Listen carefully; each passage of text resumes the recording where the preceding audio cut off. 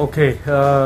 지금 이 소위 백년전쟁이라고 하는 시리즈를 만들고 있는 이 약간 그 뭐라 그럴까요? 뭐 퇴행적 또는 비틀린 또는 그 일본의 그 아주 그 악질적인 오타쿠들의 장난질 같은 이제 이런 기분을 저는 좀 느낍니다. 근데 어떻든 이제 이런 것들이 저도 그걸 뭐 대강 봤습니다만은 밑에 댓글 단 거 보면 뭐 참 뭣도 모르는 이제 또 어린 아이들이 그거 보고 충격 받아서 뭐 우리 현대사에 관해서 별별 얘기를 하는 것을 보면 저는 야 이렇게는 안 된다 하는 것을 많이 느끼고 아까 우리 유 교수님께서 하신 말씀도 뭔가 제대로 된 하나의 이승만 대통령에 대한 제대로 된 영상문 하나 만들어야 되겠다고 얘기하셨는데 언제쯤 나옵니까?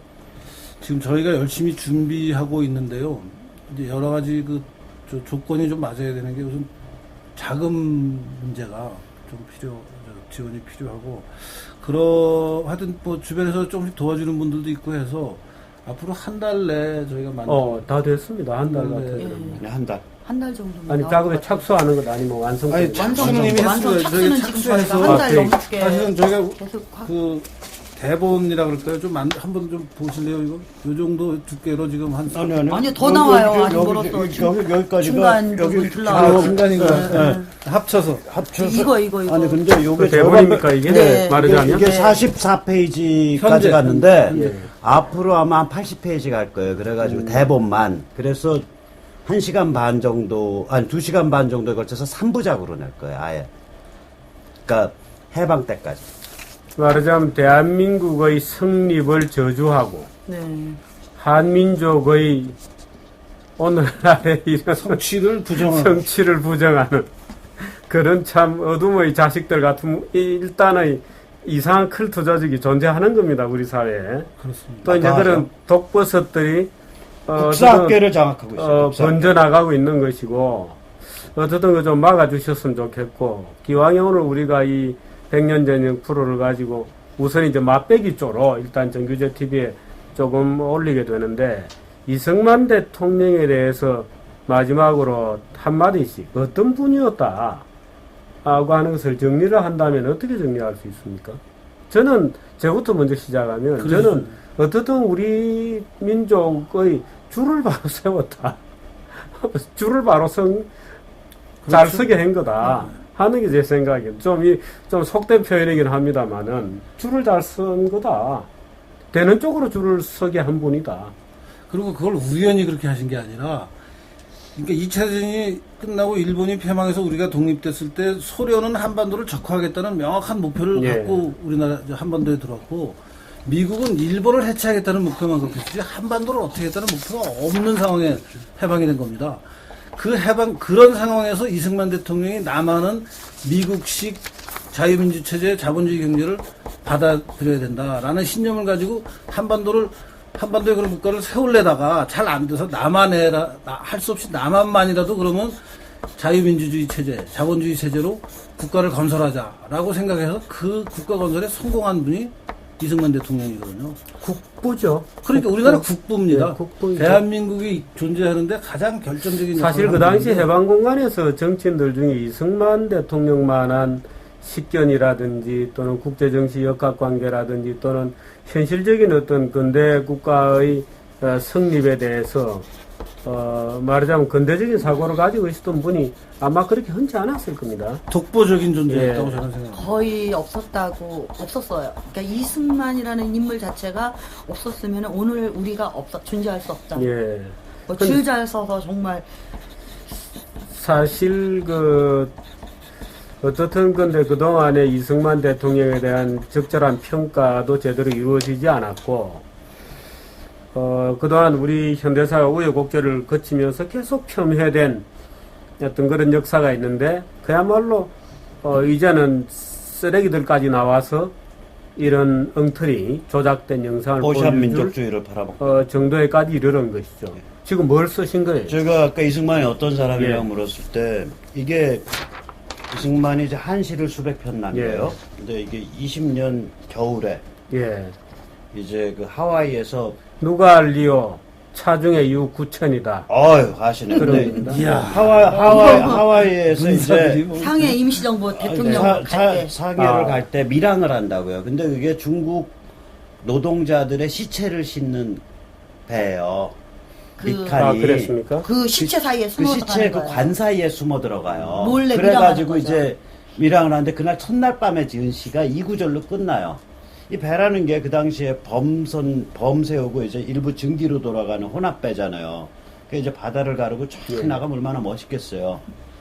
정말 겉으로 봐서 멀쩡하게 정말 룰루랄라 평화와 번영의 상징이죠. 근데 그 시체 사이에서 근데 여기에 아니요, 자기 시체가 아니라 누가 이 뱃속에 수지 차중 유구천 저승이 있는지 알겠냐. 이게 무슨 얘기냐면요, 1920년이면 세계대전이 끝난 지 2년입니다. 일본은 승전국이에요.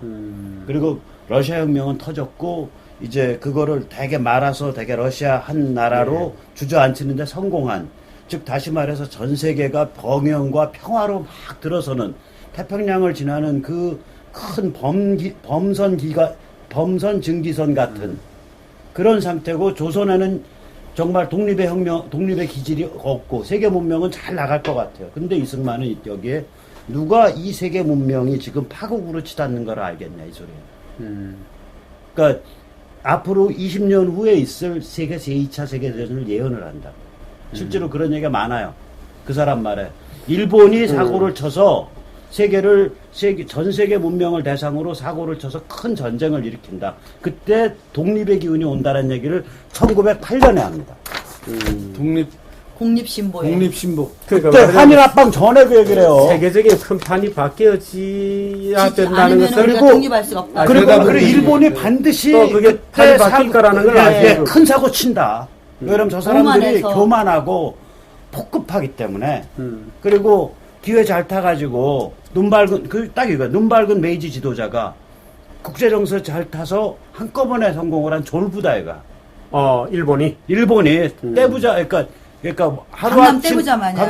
하루아침에, 그래서 저 교만과 저 포악함은 앞으로 점점 더 심해질 거다, 성공할수록.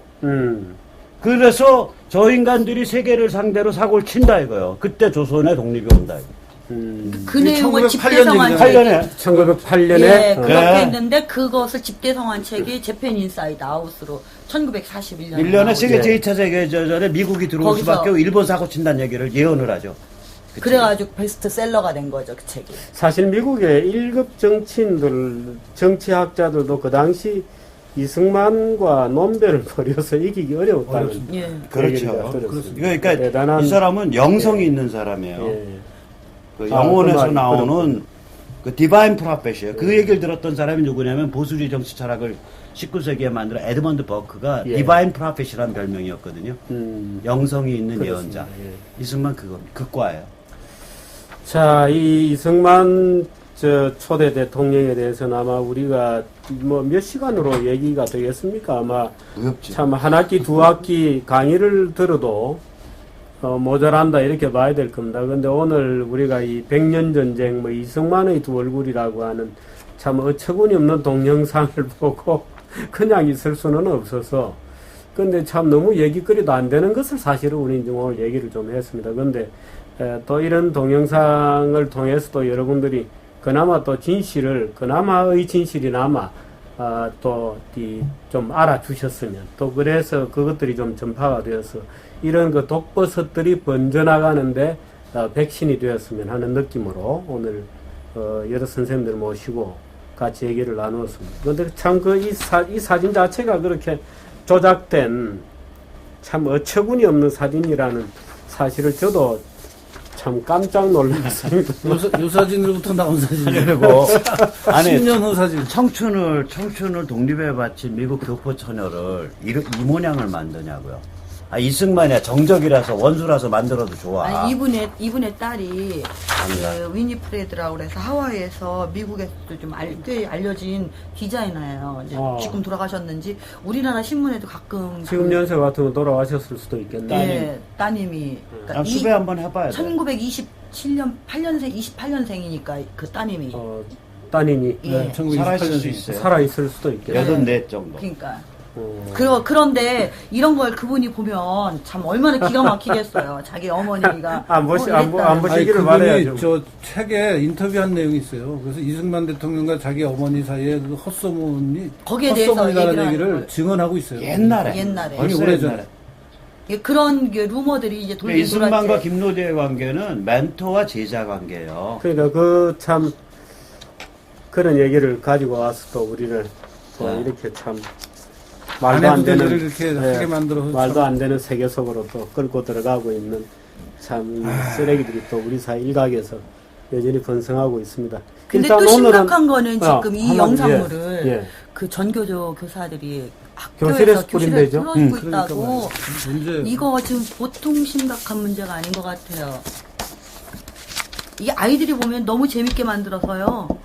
푹 빠져버리게 생겼더라고요. 그 박정희 편도 아주 뭐 이상하게 만들어져 있습니다. 뭐 미국 애들이 채찍을 휘두르고 뭐 하여튼 참 인디아나 정말 존스, 인디아나 존스. 그렇습니다. 참 자, 참이 웃고 얘기할 수밖에 없는 어처구니 없는 일이 벌어지고 있습니다. 일단 오늘은 여기까지 하는데 지금 이제 유 교수님하고 우리 박성현 대표하고 또 우리 김효선 사무국장님하고 사무총장님하고 그렇게 지금 이제 이 이승만 편 동영상을 만들고 있고 한 달 안에 나온다고 하니까 그때 이 정규제 TV도 좀 같이 걸어주시면 좋겠습니다. 네, 알겠습니다. 감사합니다. 일단 오늘은 여기까지 하겠습니다. 고맙습니다. 감사합니다. 네, 고맙습니다.